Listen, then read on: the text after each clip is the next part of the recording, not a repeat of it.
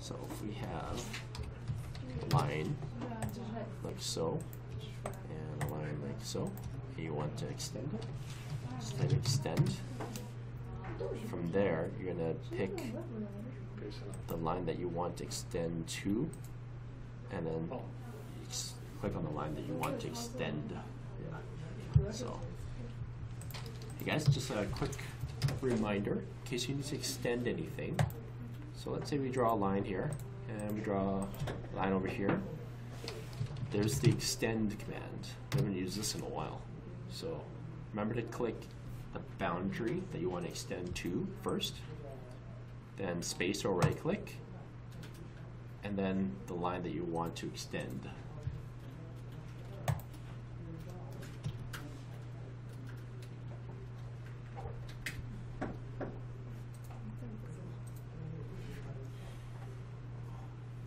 And I know sometimes we've been using fillet to sort of merge the extensions with, right, fillet R0, but that's different, right? Because as you can see, just when I hover it, it will extend that line, but it will also cut away, it will trim away the other one. So just be careful that you guys understand the differences between the two and when you want to use them. So they are both extending this line that's too short, but one will trim away, and then the other one will keep that line and just use it as a boundary until you go over this one, and then it extends over. Does that make sense? Okay. All right, so welcome back everyone. This actually might be a good time to jump into another command. We did a little bit of this work when we were doing our polylines. We're doing polylines and splines. This is really kind of going back now, so this is a good refresher for everyone. Let's say I were to draw some random spline and maybe another random spline over here. There's a gap. There's a command we didn't really cover. If you want to have AutoCAD merge the two, so I can blend the two splines, click the left side and the right side. It will create something that is a blend of those two different curves. It is still a separate line, right? It's still its own entity. Do you guys remember the command to join everything into one? Join. Yeah. So pick all of those, join, and then it tells you 3 objects joined into one spline.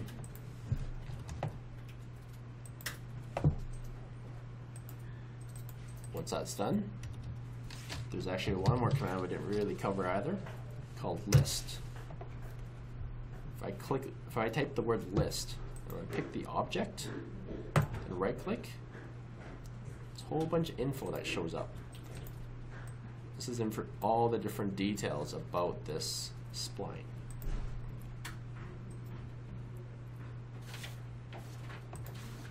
Including, little hint here, length. So that's quite important to remember. Again, I'll just run through this one more time. If I were to make a random spline, and maybe another random spline over here. If I want to find what would join those two, I type blend, and AutoCAD will do the work to find what works in between.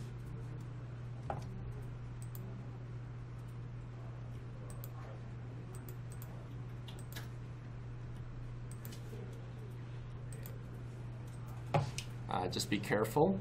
There are a couple different ways of drawing splines.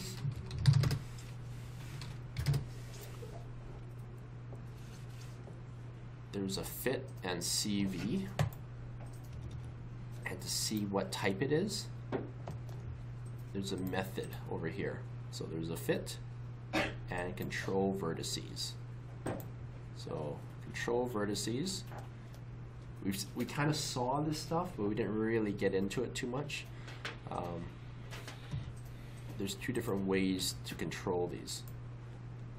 So as you can see, the fit method has the drag point right on the line itself.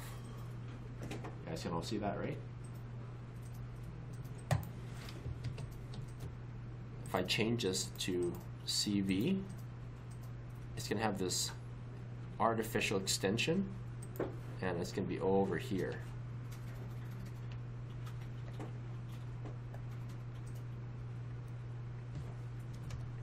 How that matters is when you've done your blend,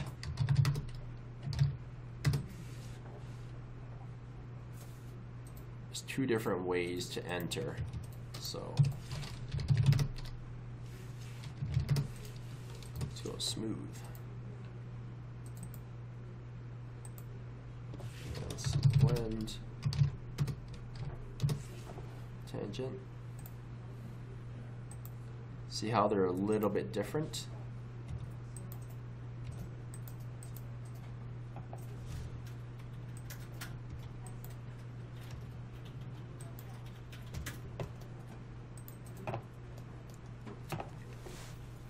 What you need to look at is on this one here,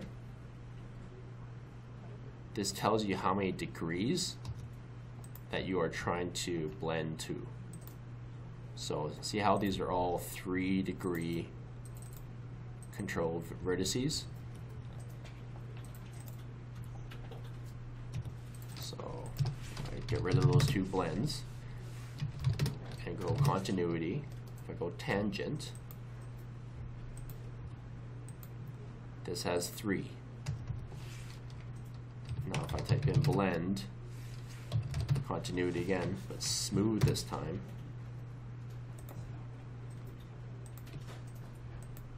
it says 5.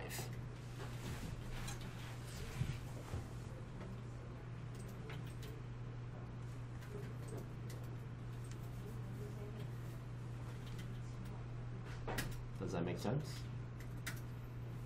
It's one of the more finer details of splines we didn't really cover too much on.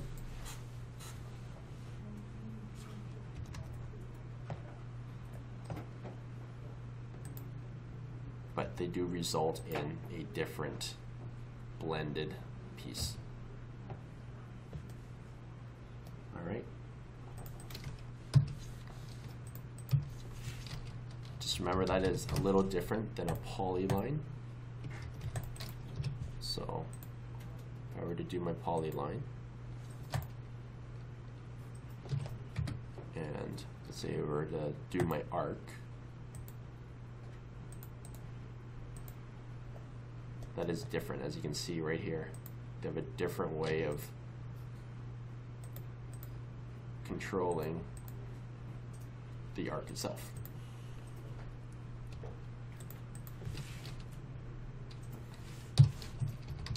And if for whatever reason, if you need to convert your spline into a polyline, p-edit, right? P-edit, and then it'll ask you, do you want to change that spline into a polyline? You can say yes if you want. And precision 3.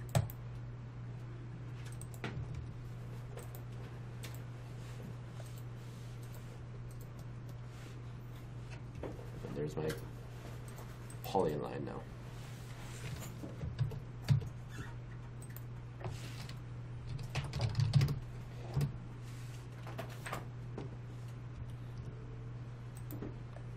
Right, so very different. Once you change it into a polyline, it adds a incredible number of points that have to be controlled. All right.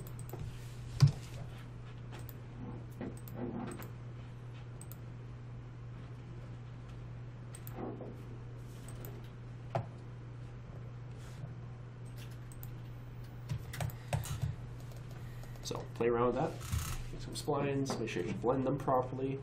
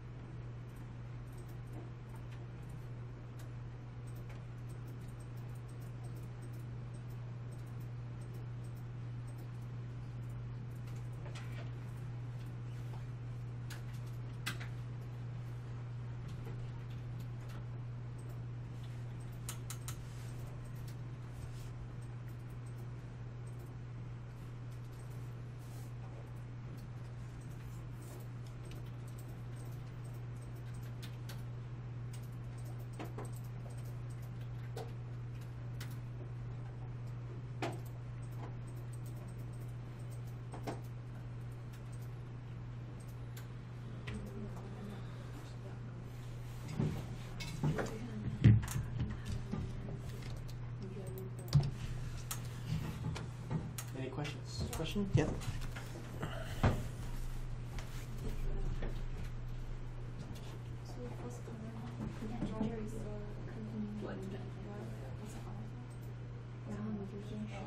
Well, blend will create the line. Join will actually merge everything to one object. The join's after it's already been made, so you have to blend it first. Oh, blend and then continuity. So type blend. You have two options. So type CON. You either have tangent or smooth, depending on how many points you need. And then to see what's existing. So do both, do tangent and smooth. Now click on the middle. Okay. You have 3 degrees right for a tangent. Now do a smooth one. So it's like that.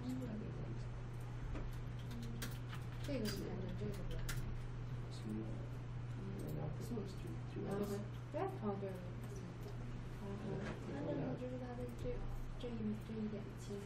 degrees. Usually you want to match what's existing there. So just click on the other ones now. So it's like that. No, sorry, the left or right side. One of those two. Yeah.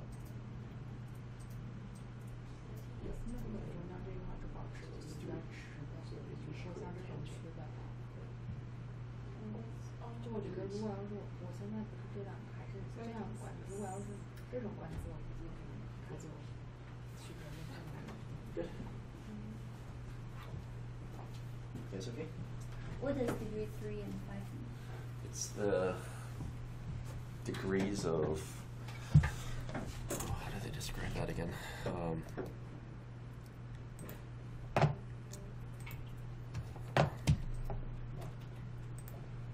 Let's double check the exact right. I want to make sure I'm describing this properly.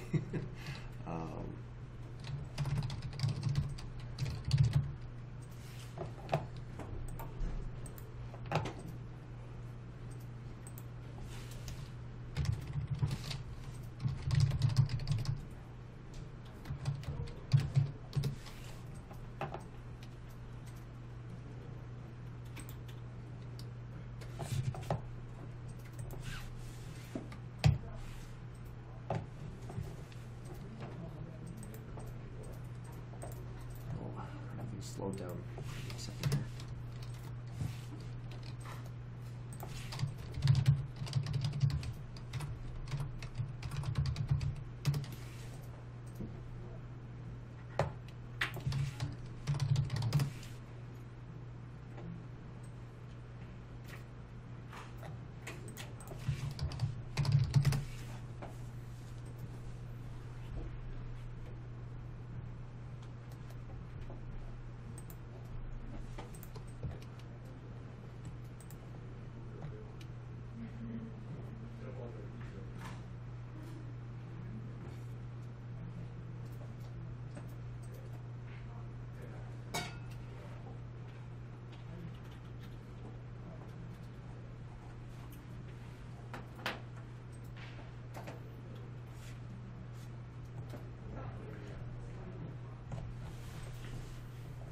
I'll get back to you on that one.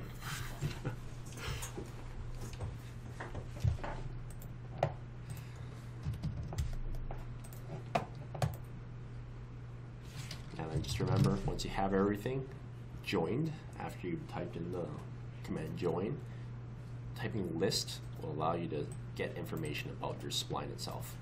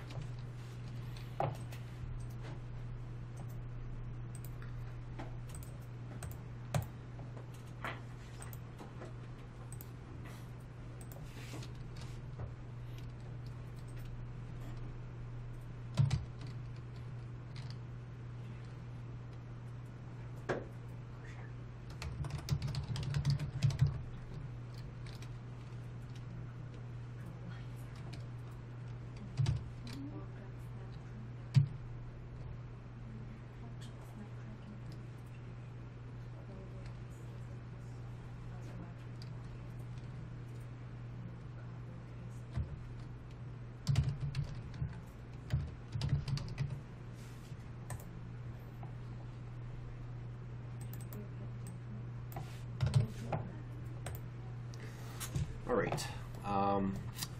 This was something just went over really quick with someone here at the break, so I don't know if you guys overheard.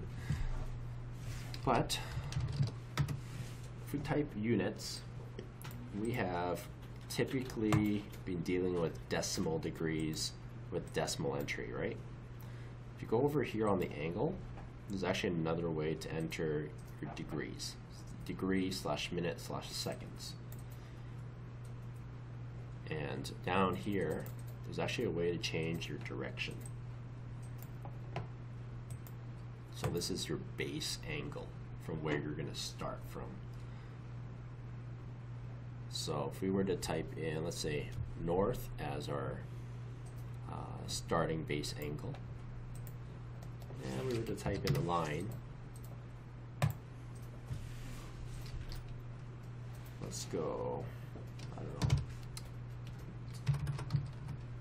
at 10 degrees 0, that goes straight north.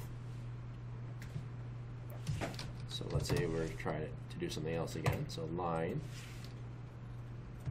at,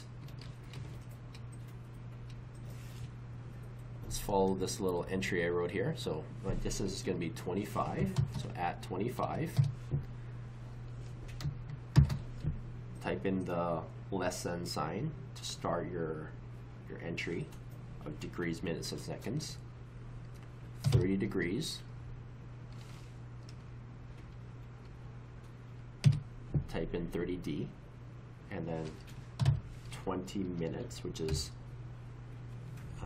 single apostrophe, and then 10 seconds.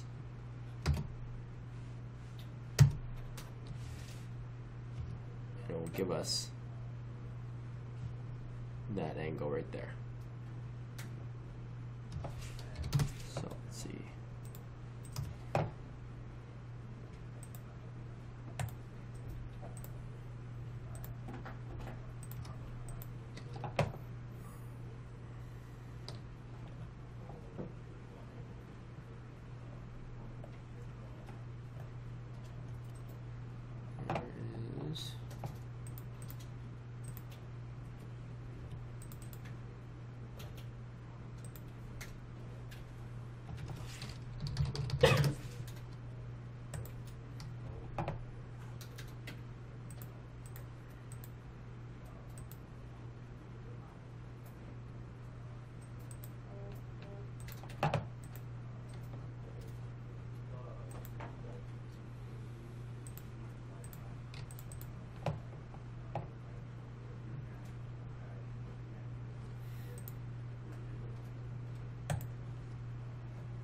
It's not changing.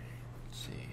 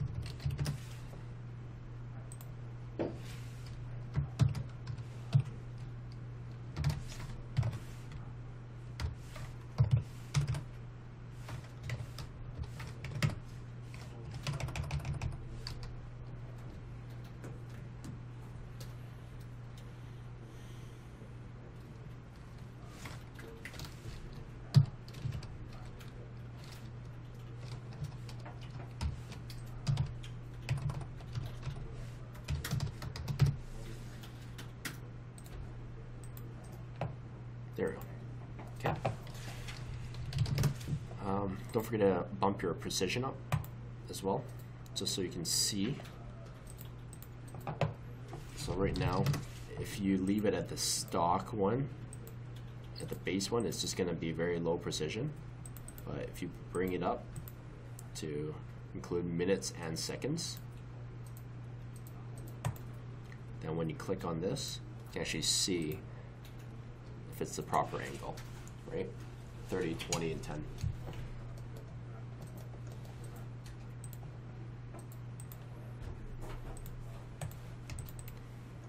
And this is still not displaying properly. Oh, there we go. So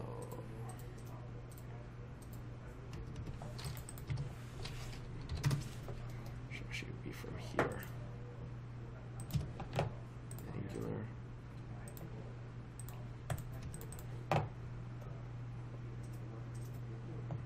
Where's my precision? There we go. So 30 degrees, 20 minutes, 10 seconds. Exactly what I entered.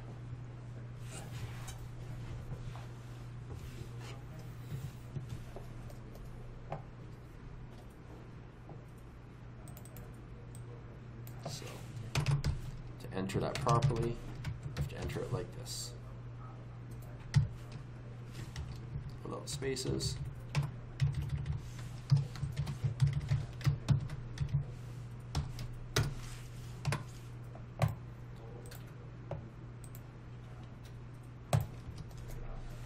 Alright, so the @ sign, so it's relative to wherever you're starting from. So if I wanted to continue on this path here, let's say I was to go at 30, let's go back, so let's go a little bit further, at 45.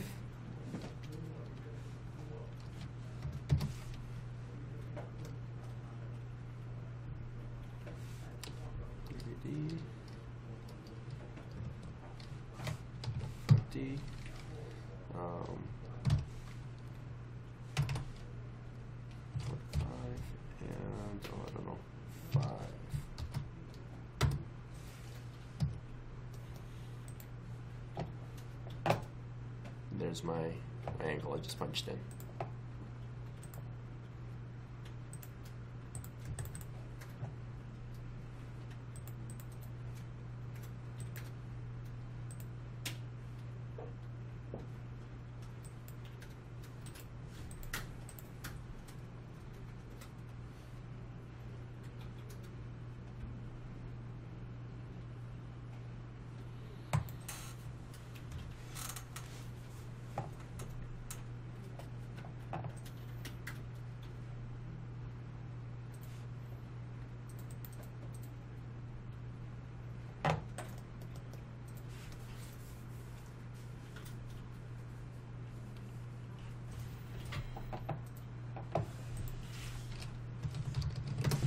So just remember, units.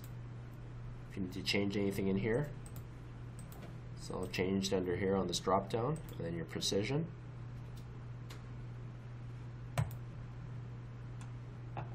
And here's your directions, right?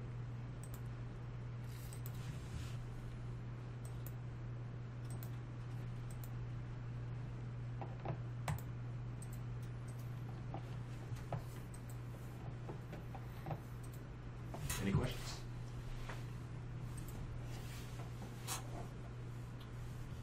That's all right.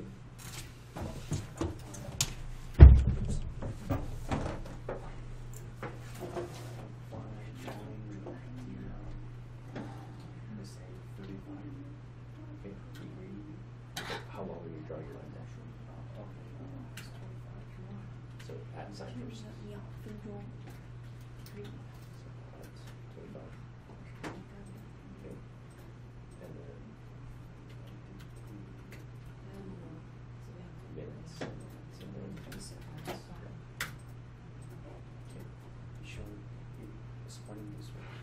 That's because right now you haven't changed your direction, right? You're still at the normal east direction. No, it's not north direction. Change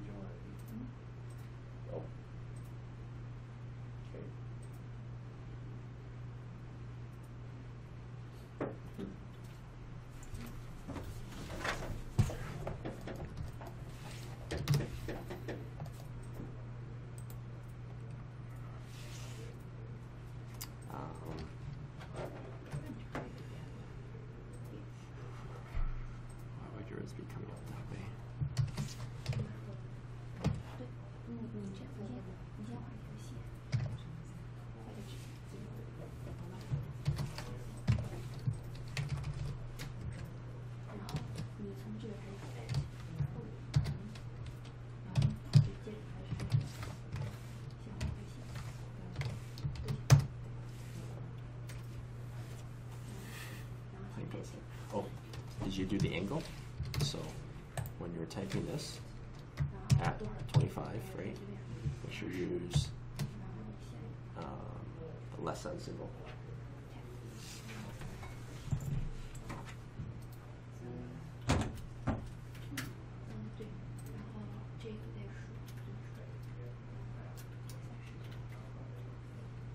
Don't tap. Go back. Okay. Less than symbol.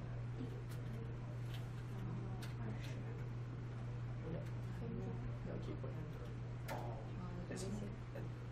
That's the direction. Yeah. What do you? Now you're going to be using the direction. Yeah.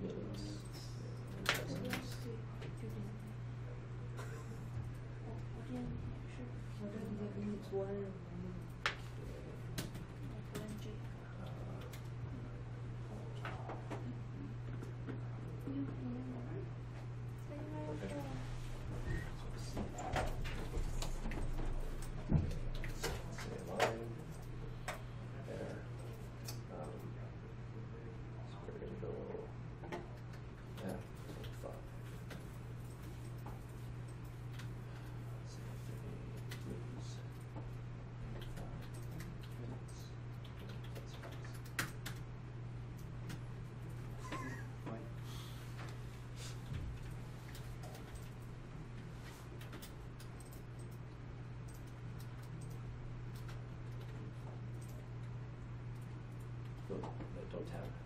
Don't tap. So I use the less than sign. Yeah, like that.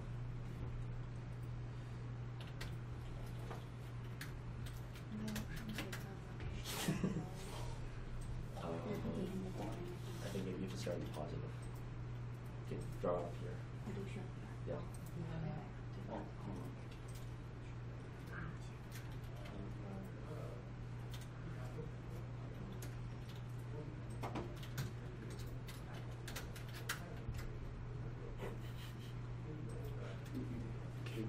It's different. I don't know what I'm going to do. So, draw a line. So, 25. Oh, you push it. Oh, you're pressing period. Yeah. Oh, no, it's a less than sign. Yeah. Yep. There we go. So just be careful, guys, when you're entering your information, that you are just, let's say, let's start at 0, 0 even, okay? So I'm starting back at 0, 0. At, make this, let's say, 25.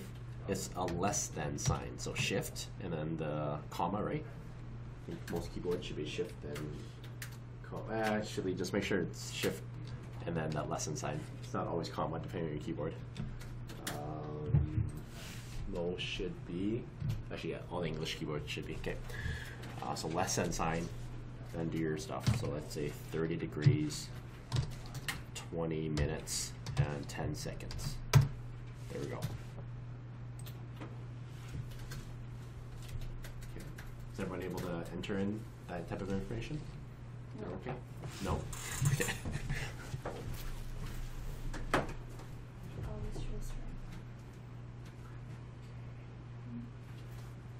Let's see from the start. Okay, let's start a line. Okay, and then at sign.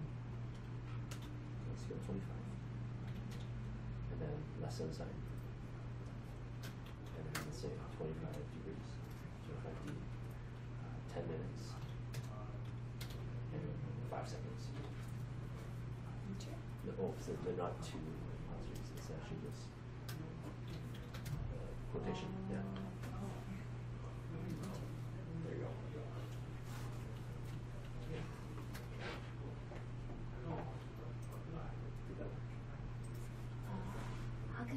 set. Oh, it's just really small. So cancel. You can see it. It's really small. Because you're drawing really big right now. So.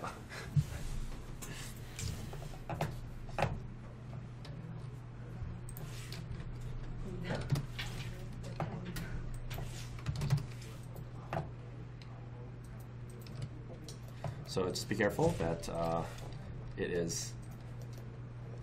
that's your apostrophe. This is a quotation mark.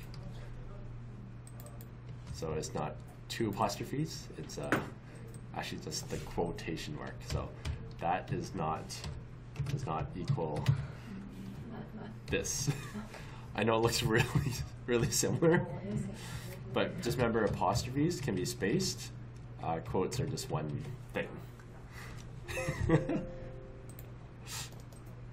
All right. Okay.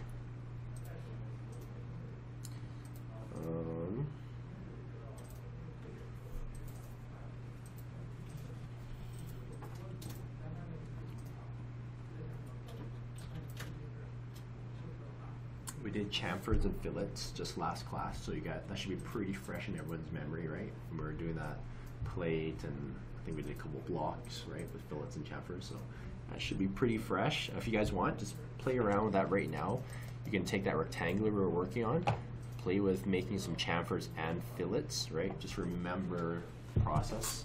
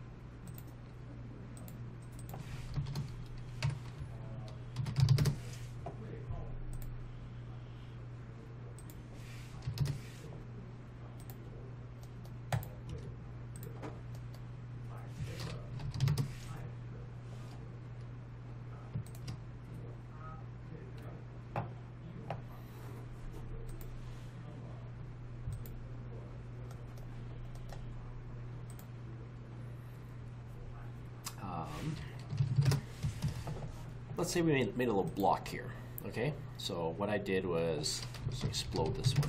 So what I did was with my radius, and I've got my two lines I just drew, I created a block out of all this. And my insertion point was a floating point. I made it an arbitrary point, the midpoint between the top of the radius and where those meet. And I just called it cone.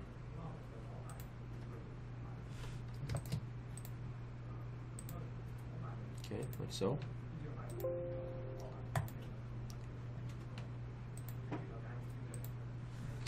Oh, I'm gonna mess that up.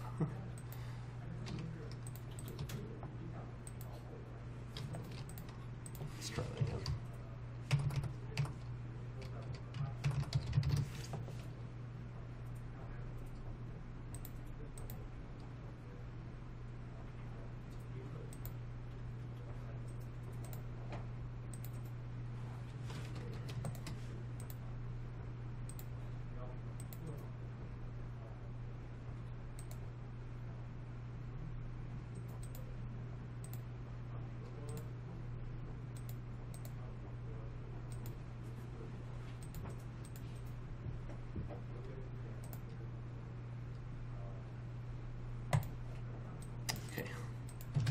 Cone 2.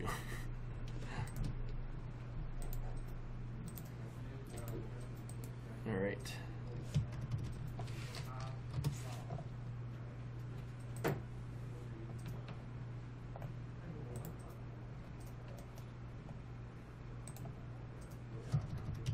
Where is this guy?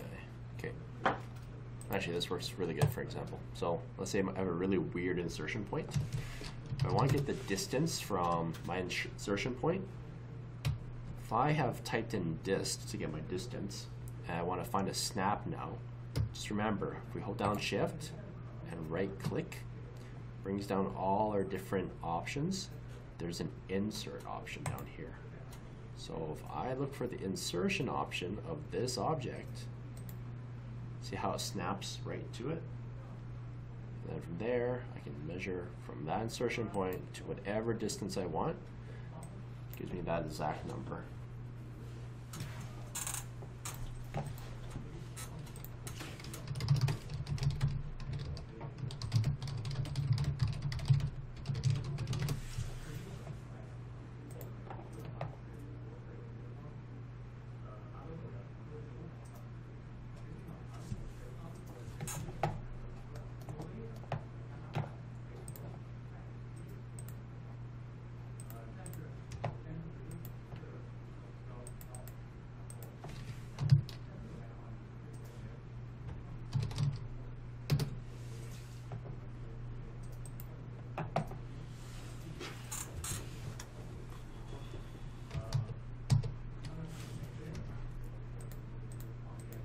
Okay, so everyone got that?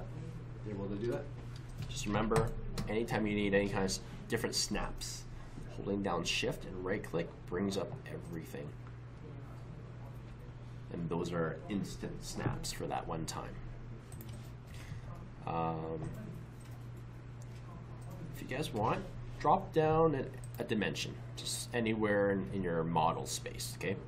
So I just dropped down my dimension of 20 for the height of that rectangle we were drawing earlier. Now go to your paper space.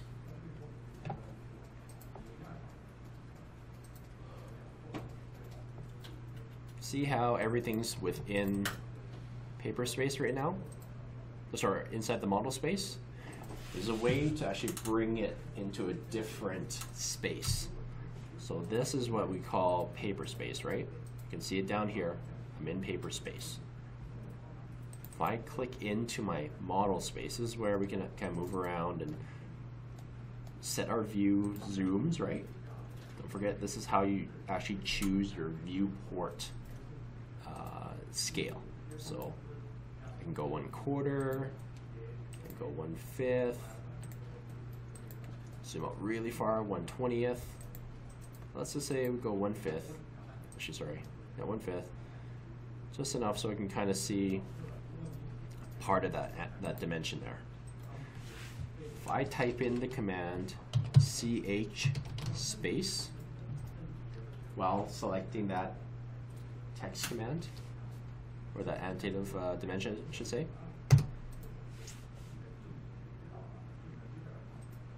it brings this out into my paper space.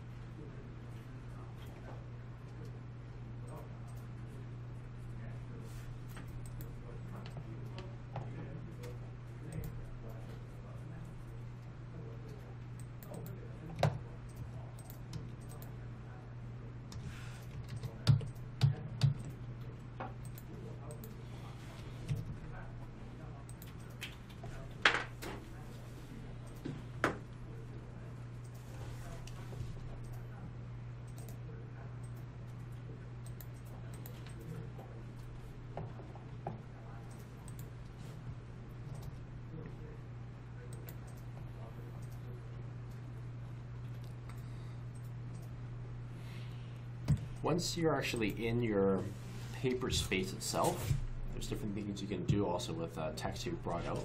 Let's say we were to explode it.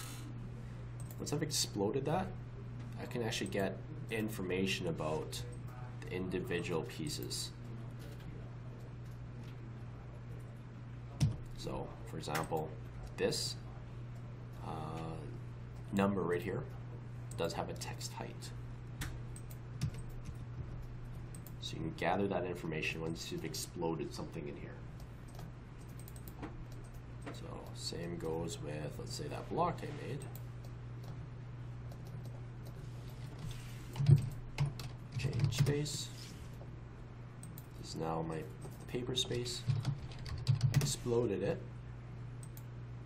I can see the size and properties of all the lines within the paper space world.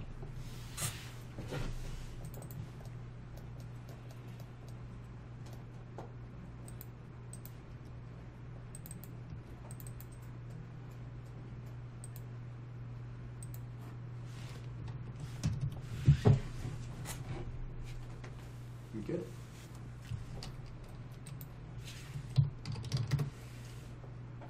You can also send things back into the other space by typing CH space. So this was in paper space.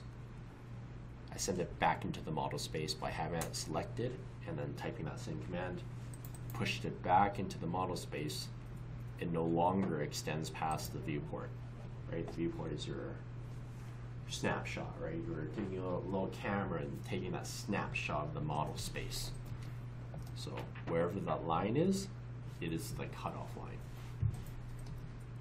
So it's very apparent because that's been on the edge there. When I bring it back into paper space, it goes past that border.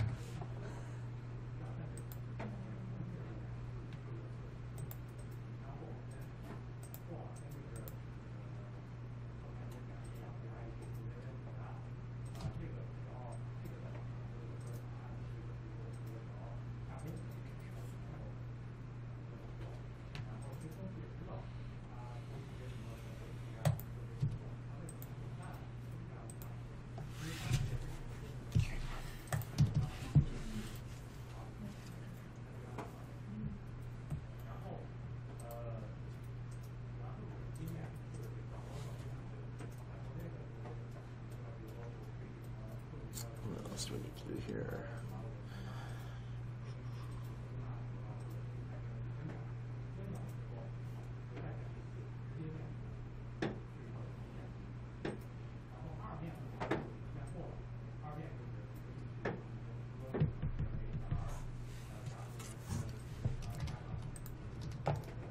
Do you guys still have your block made here?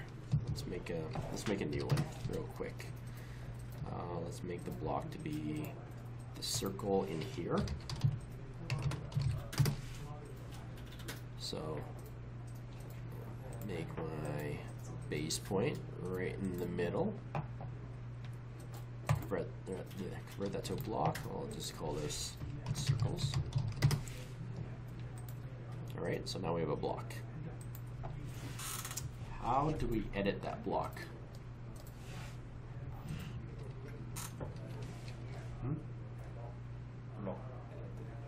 Ref edit.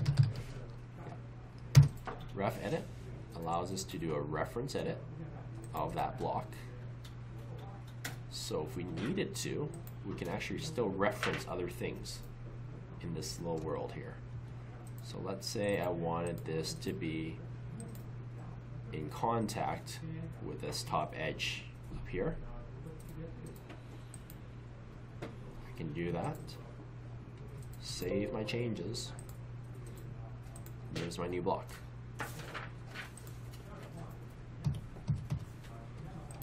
Right, again, if you want to edit a block while still within this setting, within this model space, ref edit opens up that block, and you can reference other pieces in here. So I can even draw lines, snap it to that, and maybe snap it to that corner.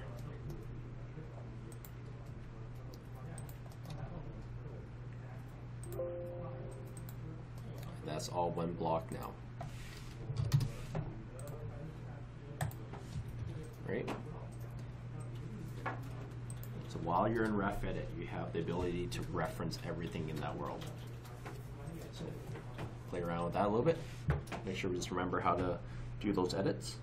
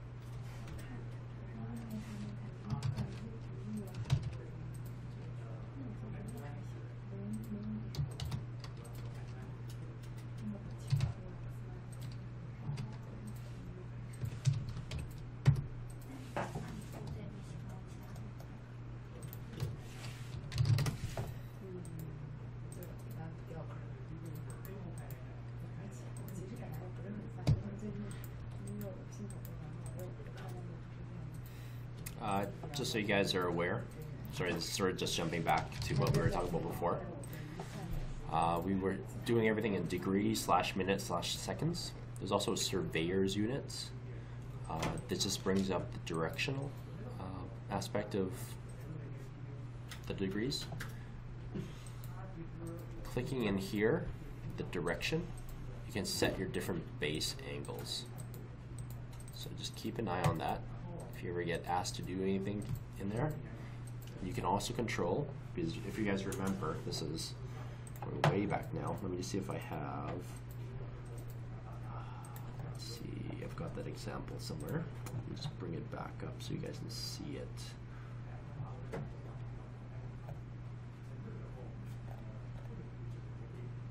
think it was this one here. So, do you guys remember this? This is a few classes ago. Remember the direction of angles within AutoCAD. Positive is in the counterclockwise typically. So this is the typical layout of AutoCAD. You can change your angle positive directions. So right now it's in the counterclockwise direction, right? So if we want to go positive rotational angles, it's in the counterclockwise. You can actually have a little checkbox here and make it clockwise. So have everything turned around. I'll leave that up for a second. So you guys can just remind yourselves of that.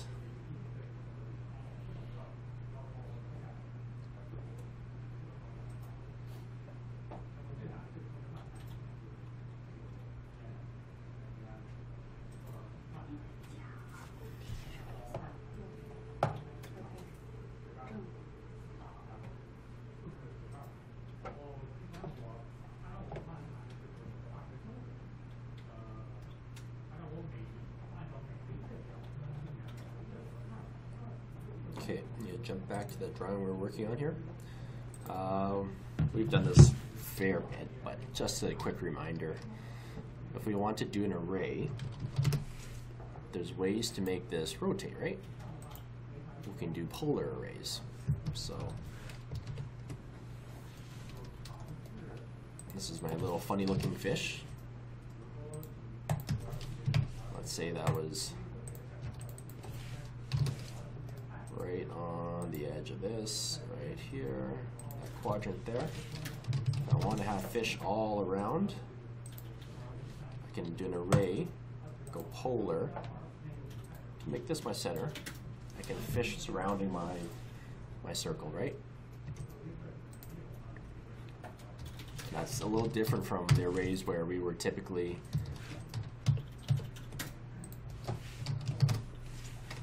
going through a rectangular style, right?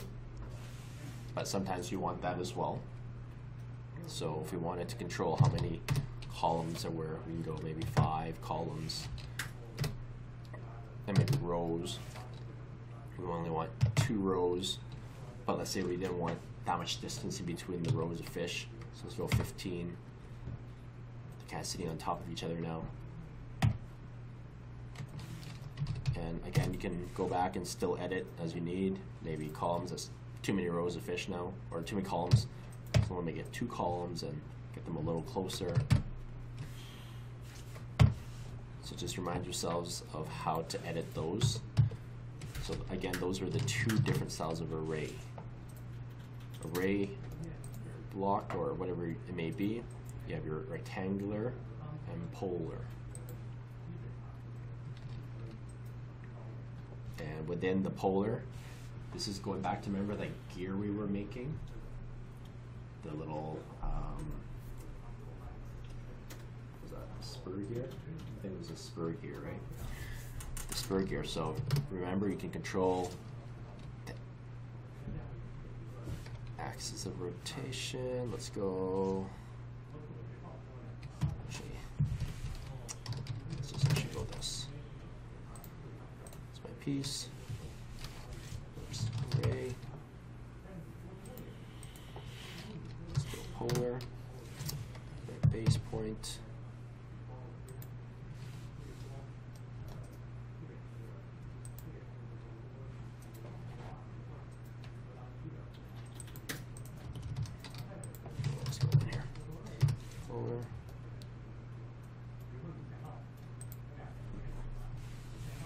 once you have made your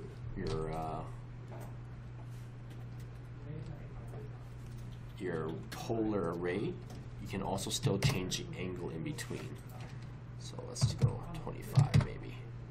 Okay, maybe I should go back to decimal first. It's getting a little weird. Okay.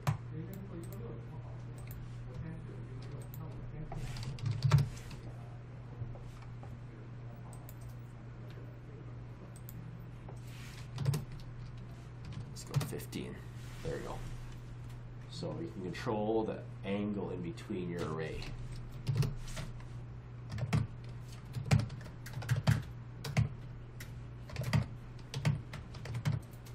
So depending on what you need that to be.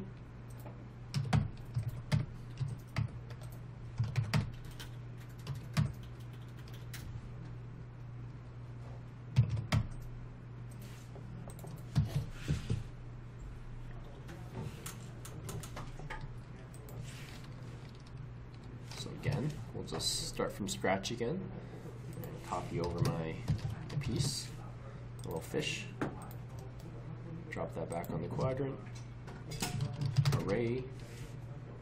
I can pick my object I want to array, choose a polar, go around that center, and you have all your different options down here. So whatever the blue letters are, that is your option letter that you need to type in. So I can go angle in between, so A. I go 30 if I want, or maybe I want to go a little bit more, 40, 50, 60, 70, right? You can keep on going.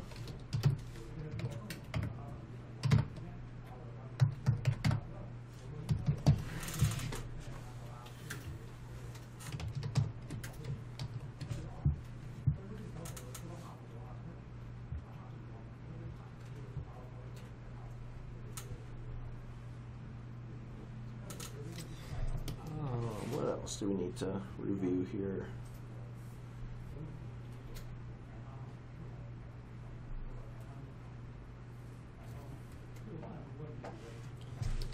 Okay, it's been a while since we've done one of these. This was when we were doing our bill of materials. So go up to table. So up top on annotate, there's a table section.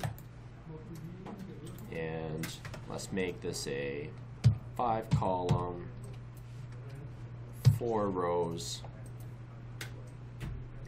column width, you can leave that, row height, you can leave that, and let's say, let's drop this in right here. Zoom in, there's my little table. So again, very much like Excel, if you guys remember, this is going to behave very similar. You have the option of resizing your table as required, either individually, all your different columns,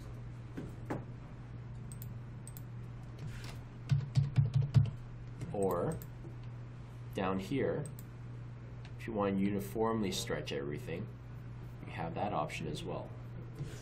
So if you need to keep everything the same, you don't want to break anything, just uniformly shrink or expand, remember to grab the right grip. Because if you grab these grips, this is the individual column grips.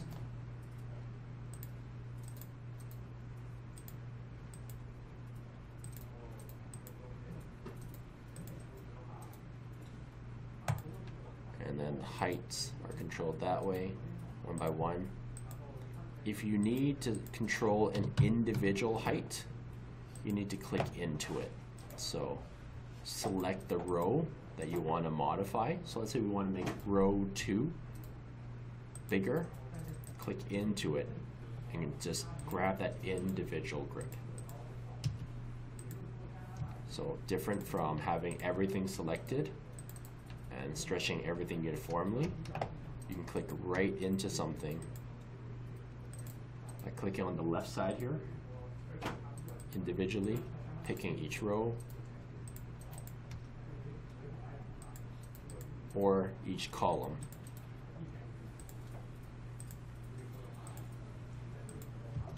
lots of different options, right, to resize.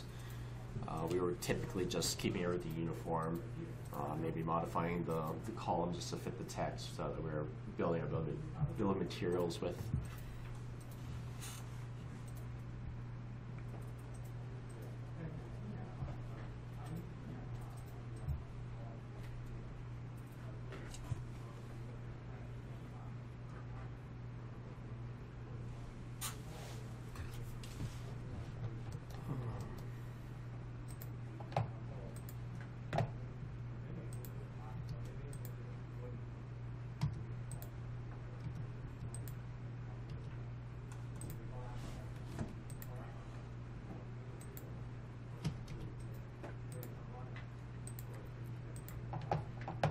I'm just going to load up some line types here just to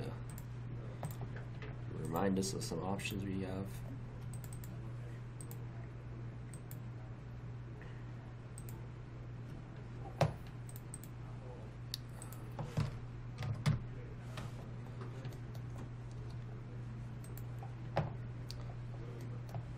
Okay, so sorry, just jumping back to layers, I just want to make sure everyone understands this part.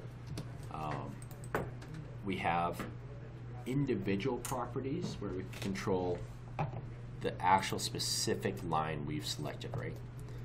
So what I mean by that is, let me load up one more layer here. Let's go with something a little different. There we go. It's line 10 and line type. Fence line. So there we go. I've controlled two lines individually.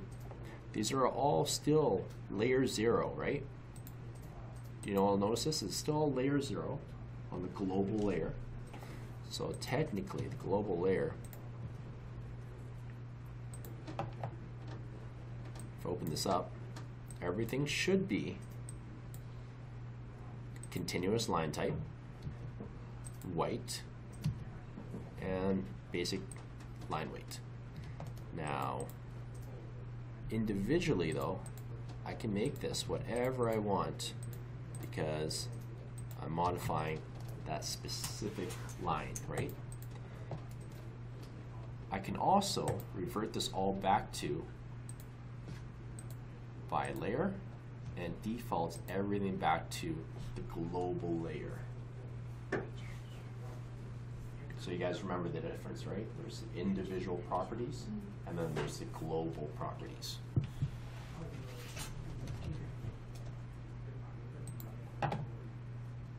So with the global properties, you have control of color, line weight, and line style, or line type, I should say. Now, if I change everything in the layer 0, then absolutely everything that was layer 0 will change to that new line type. Right? See how everything is now a hot water line? Just absolutely everything because I changed the global.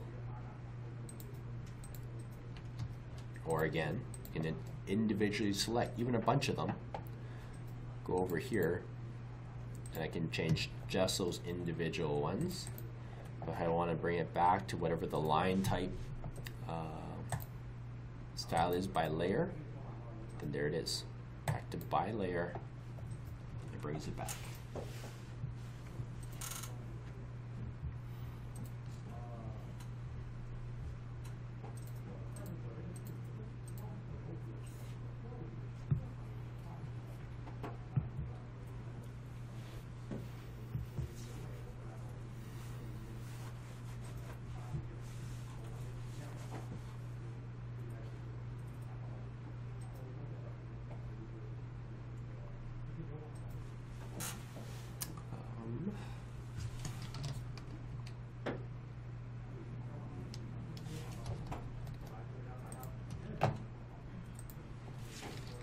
We talked about how we can scale from different points.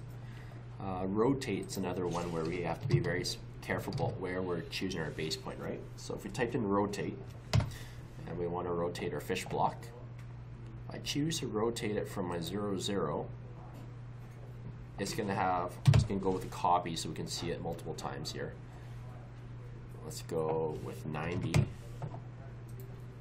It's going to end up over here. Now if I do another rotate in my fish, and I choose this point right there with a copy again, the rotation of 90, it's going to end up over here.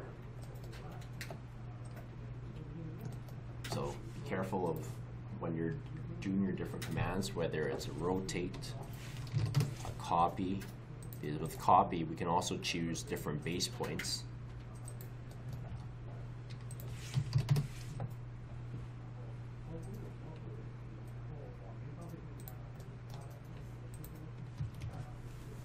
And move, and pretty much any kind of translational command, anything that moves your objects around, whether it's around the point because it's rotational or lateral movements. You have to be careful what your initial pick point is because it'll affect where things end up.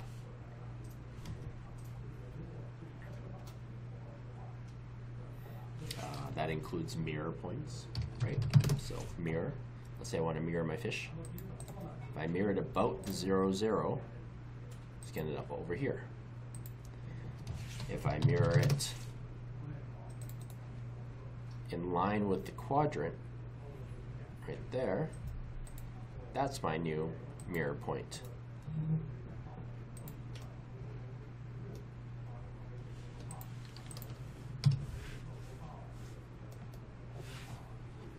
What else would there be?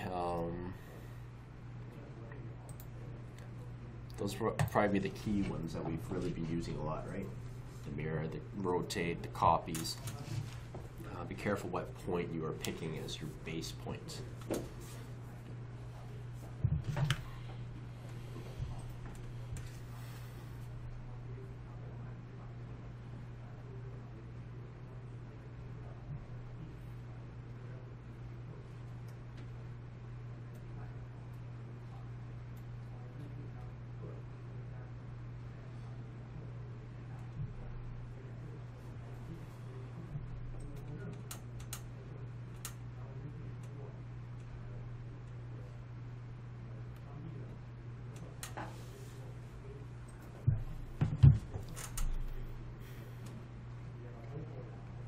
That's a pretty good summary of our past 2 months, I'd say, right? We covered a lot, I know. Just trying to make sure that we've covered pretty much everything so you guys are prepared. We still do have 1 more week. I know some people may or may not be able to attend the next couple of classes here. Woody, I believe, will be uploading these videos onto private YouTube for you guys to access. So if you don't have the links already, talk to Woody, just give him a quick email and he'll send you out the link. Is there anything you guys want to review or touch on today? We're going to have more practice again, right, for next couple classes. We're going to figure out whether our test date will be actually next Wednesday or if it will be perhaps on the weekend, Saturday. We'll figure out what works best for everyone. But for now, just assume that it's going to be on the Wednesday. So we use that last class to write our exam. Any question? No? Okay. You know, there's a command you can do that, like zoom out everything.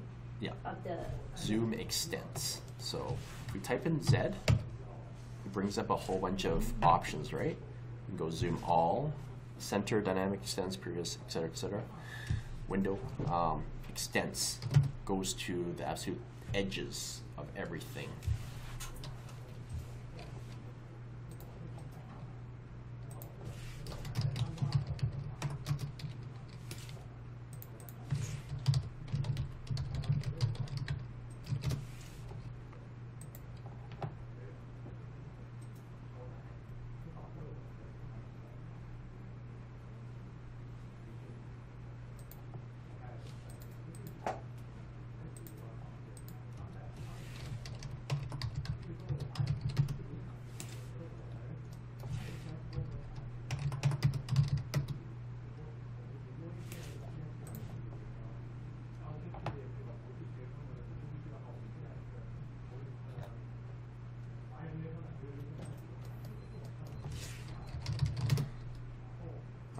not that you'll need this, but let's see. Let's go something like that. So that zoom extends, zoom all. If you change your limits, so if you type in limits, we never really covered it. I don't see much time when you will need this and the type of drafting we're doing, but if you change your limits of your view, so let's say pick something way out here, way over here, those are my new limits of my drawing space. If I type Z, go all, it'll zoom out to that. Zoom extends is what we've really been using more of. Zooms to all the objects within the space. And we can use the same thing in paper space, right? In paper space, you can. Yeah. As far as, okay, there we go. That'd be where it's a little different. So zoom all, we'll see your whole area here. Zoom extends goes to the boundaries of our viewport. So, yeah. And just remember, when we're creating our viewports, if you need to create them, they're under layout or over here under layout on rectangular or polygonal or object, but we go rectangular. This is how we draw our different viewports, right? So we've been doing quite a few of these. We've been doing a lot of our drawings right this way. Remember how we can zoom in and out freely or choose a zoom. So after we've picked that viewport itself, down here, you can adjust the scale of that viewport.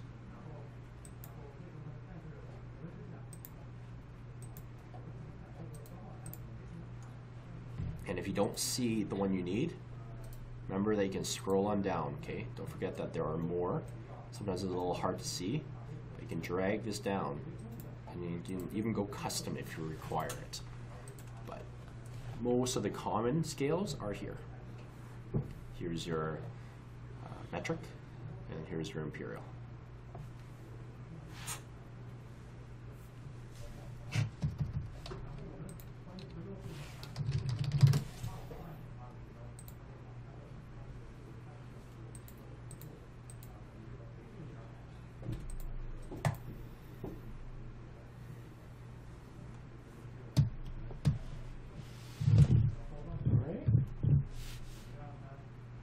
Was that a lot? Covered the whole spectrum of everything we learned, right? We'll cover it some more again. We're going to try to get you guys last sort of project day. I know some of you guys were requesting some more material you'll be able to take out of this program and perhaps use it for prospective employers and things like that. So I'll try to come up with something here.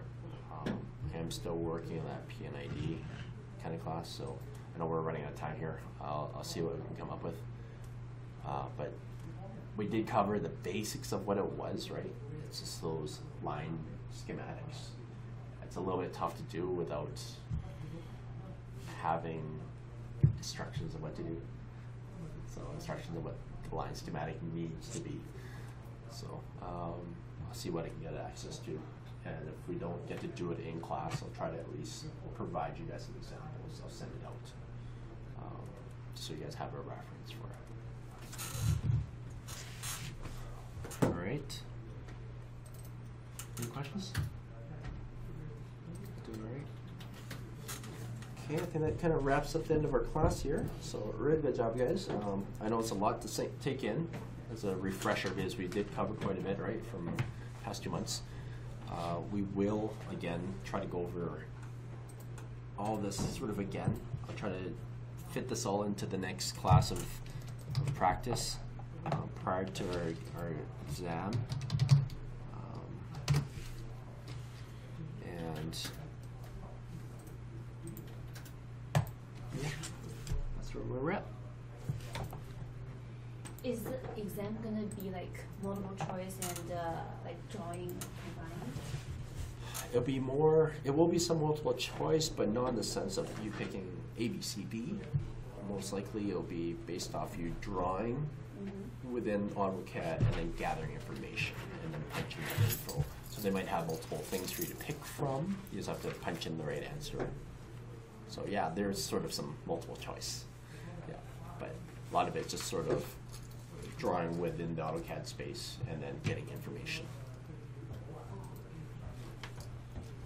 How long is the test? 2 hours. That's gonna be a lot, right? A lot of questions. It'll be alright. It'll be alright. 2 hours test. Okay. Is there any like question asking us to like drawing or something? Yep. That is given. Yep. They'll give you instructions on to draw something, get information from it, right? So it's not actually a whole project, right? It's only like a single. It might be like couple little questions. aspects of a drawing, yeah. Oh. You might draw parts of a drawing or fill out missing information within the drawing. Oh. And then you have to report it. That's your answer, yeah. Okay, no problem.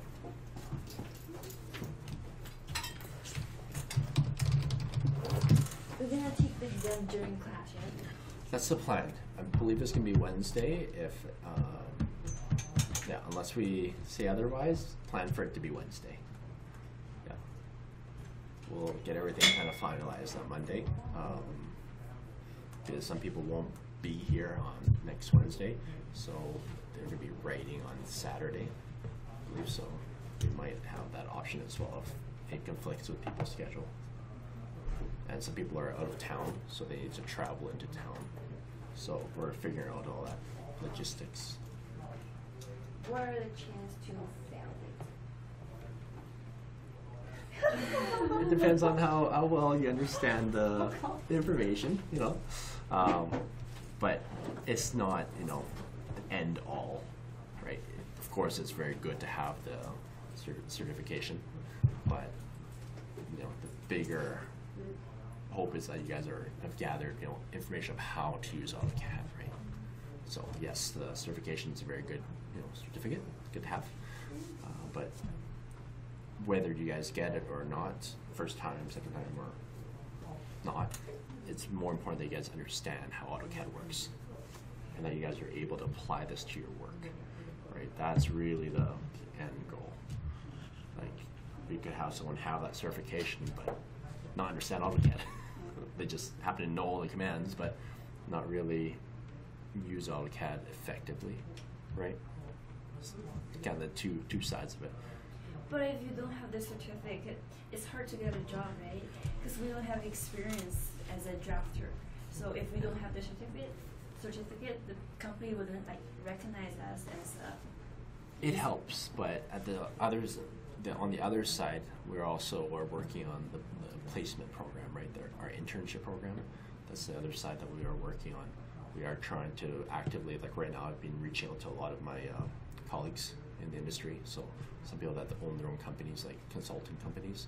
So I have been approaching them to see if there are good internship placements. So right now, some of them don't have the capacity. They don't have room to take on anyone. But it's not like we've given up with, you know, 1 or 2 companies. We are still reaching out to a lot of people. So if, you know, the economy hopefully continues to grow and stabilize, there's going to be more and more options for that. So we're looking into different things like that, and there's different grants that we're trying to look into as well to help supplement the employers, because of course if the employer is able to hire people at a better rate, they're happy, right? So we're approaching it at every angle we have to help you get you guys placed. So the certificate is part of it, but the fact you guys have gone through this program is also the other part, right?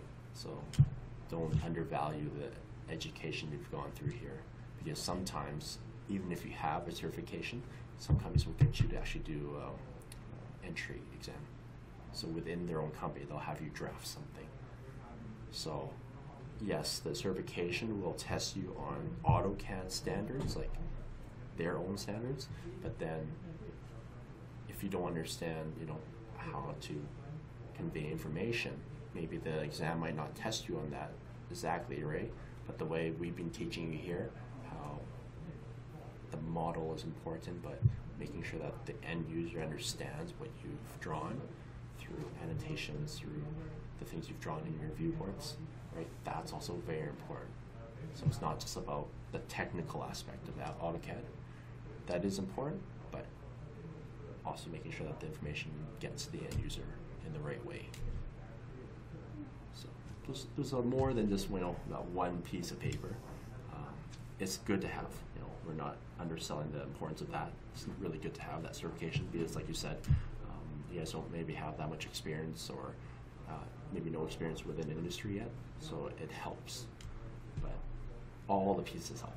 So maybe you don't have the paper because you didn't pass the first time and you're going to write it again, but you can pass their entrance exam at the company, then you're good, right? So, Thank you. no problem.